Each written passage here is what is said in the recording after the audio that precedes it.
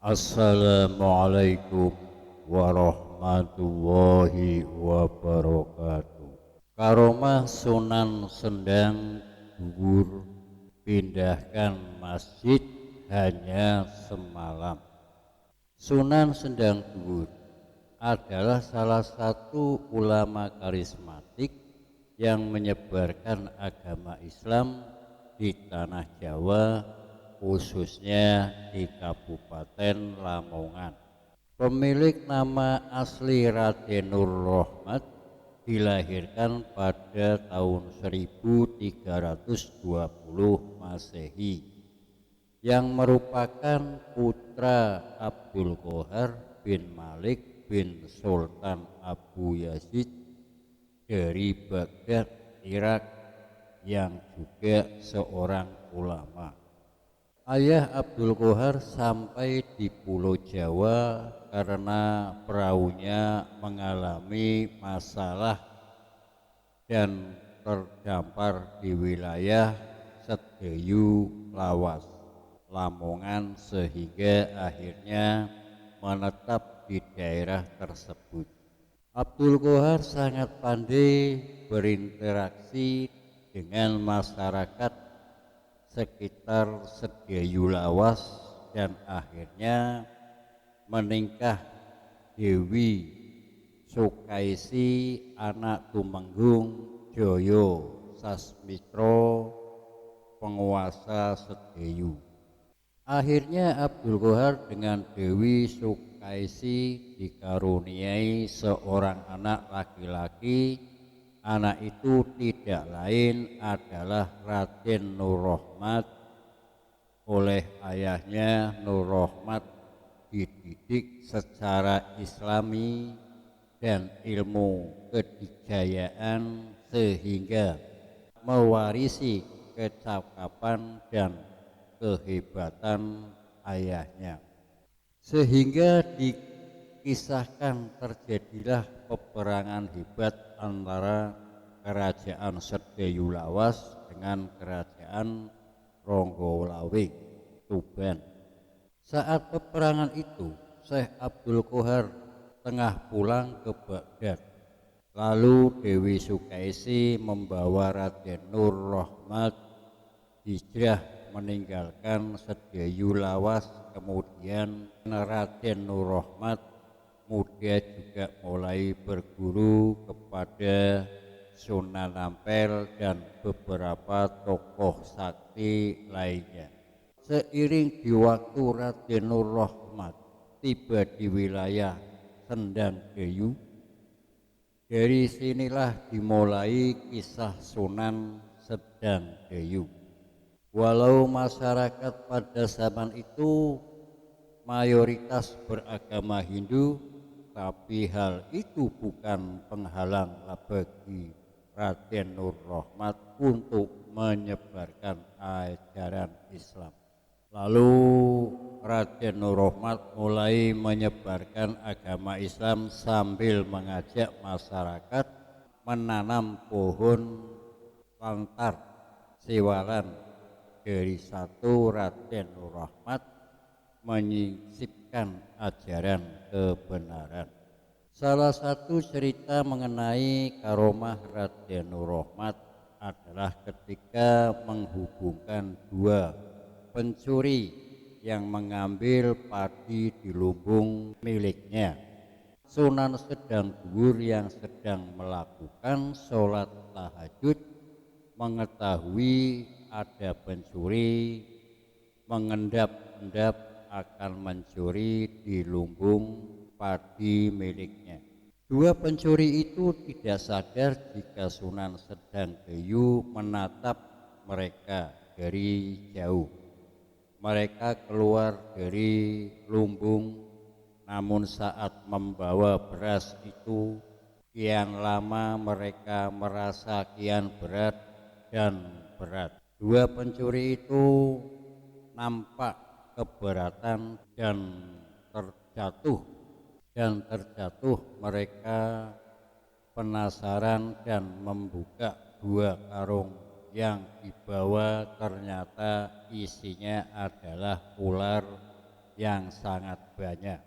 Dua pencuri itu menjerit ketakutan. Mendengar teriak suara minta tolong, warga berdatangan mengepung keduanya. Warga nyaris menghakimi keduanya karena ternyata dalam pengamatan warga apa yang dibawa keduanya adalah beras. Namun kedua pencuri itu ngotot dalam beras itu adalah ular. Bahkan mereka sudah tergigit. Kemudian muncullah Sunan Sendang Dhuwur.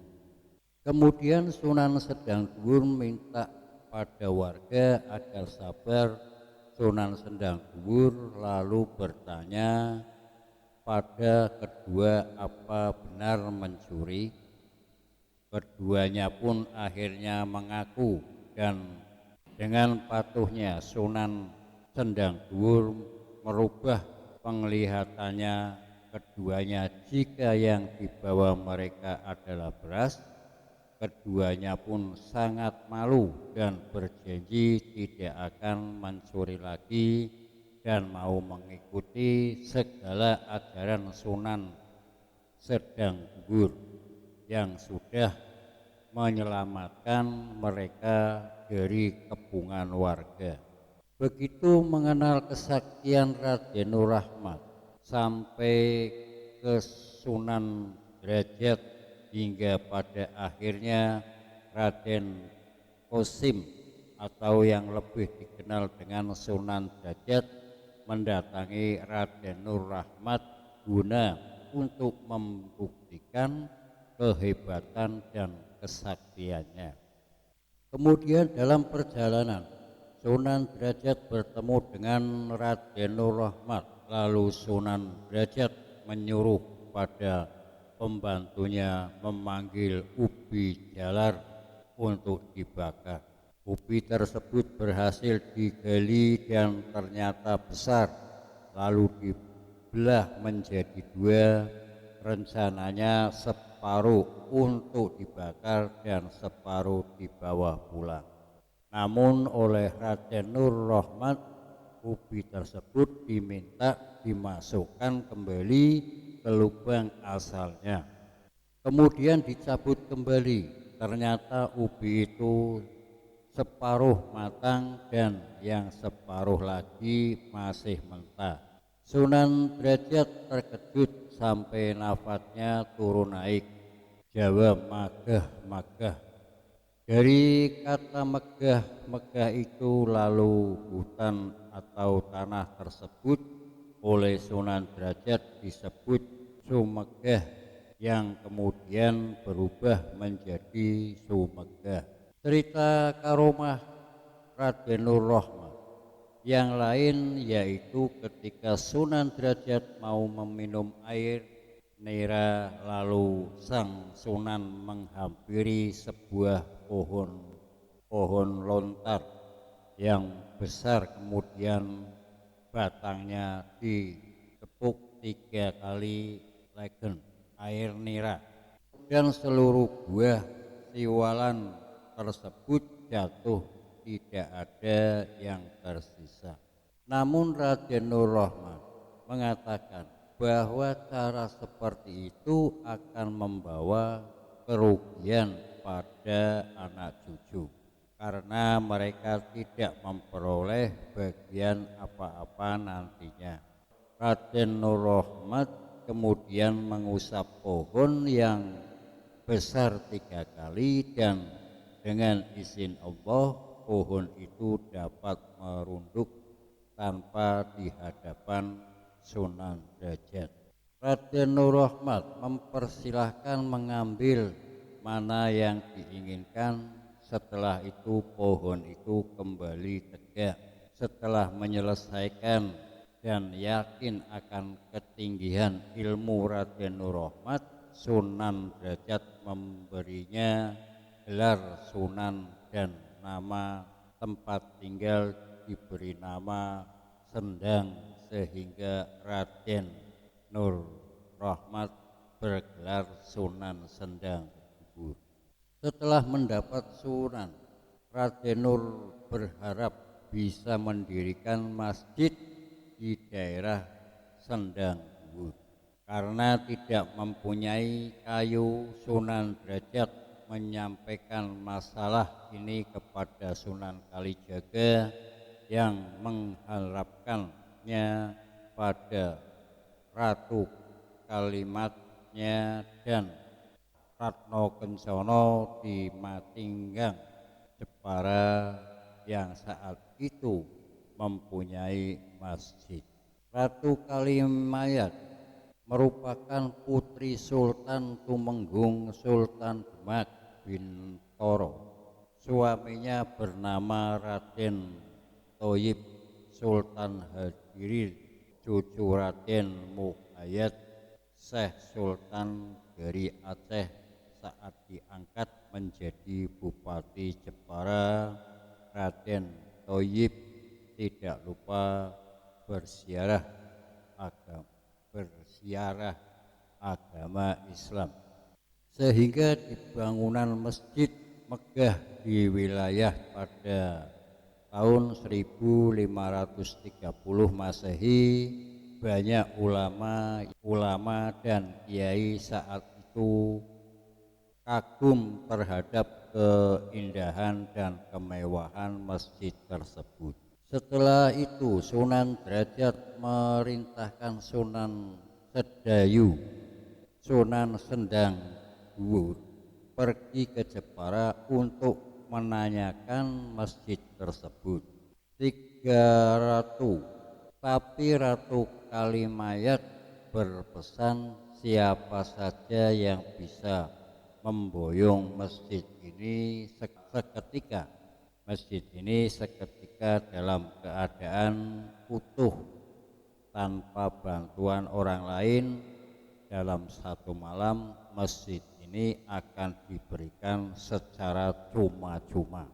Mendengar jawaban Mbok Rondo Mantingan, Sunan Sendang Dhuwur berdoa dan sholat hajat, lalu dengan izin Allah dalam waktu tidak lebih dari 1 malam masjid tersebut berhasil diboyong ke Bukit Amitunon, Desa Sendang Dhuwur.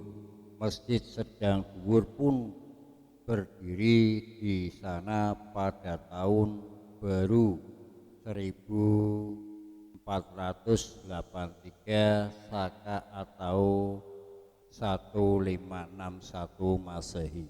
Betapa terkejutnya seluruh warga desa melihat kejadian itu.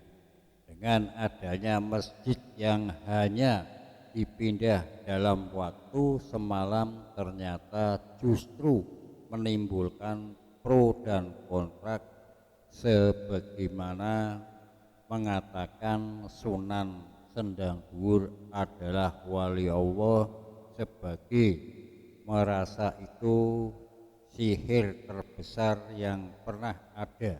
Namun Sunan Sendang Dhuwur tetap tenang saat warga sedang berdebat.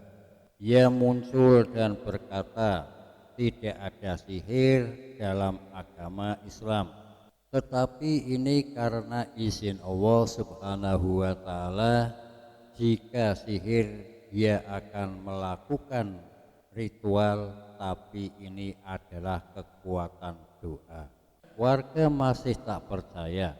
Sunan Sendang Dhuwur menunjukkan bahwa Sunan Sendang Dhuwur tidak minta bantuan siapapun kecuali bantuan Allah Subhanahu wa Ta'ala. Akhirnya Sunan Sendang Dhuwur berdiri di hadapan warga. Ya, memang sebuah batu yang sangat keras. Dengan kekuatannya batu itu perlahan hancur dan menjadi pasir. Tak lama kemudian pasir itu berubah menjadi butiran emas. Semua warga jadi yakin Sunan Sendang Dayu tidak memakai ritual apapun kecuali doa dan keyakinan kepada Allah Subhanahu wa Ta'ala. Dari masjid ini Sunan Sedang Dhuwur terus melakukan syiar agama Islam. Kiranya cukup sekian dulu. Wassalamualaikum warahmatullahi wabarakatuh.